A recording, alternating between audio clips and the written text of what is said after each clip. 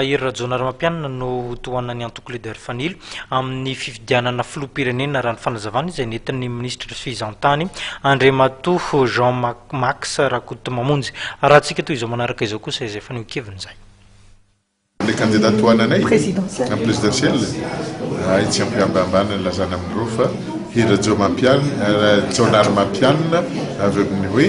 hery vaovao ho an'i Madagasikara. Zahay araka ny hevitra tapaka tamin'ny filankam-pirenena izay natao tamin'ny volana Desambra 2024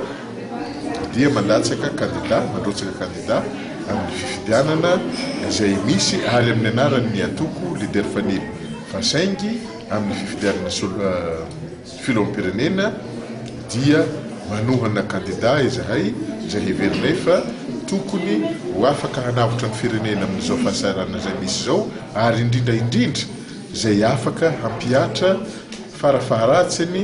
ny ampahany be indrindra amin'ny projet de société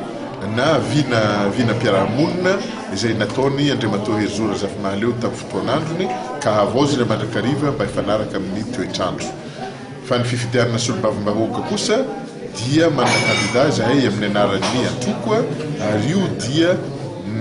tsy latsaka ny circonscription électorale 10 na ataontsika hoe eo amin'ny 5 marimarina kokoa dia manana candidat izay atolotry ny amin'ny anaran'ny antoko leader fanilo.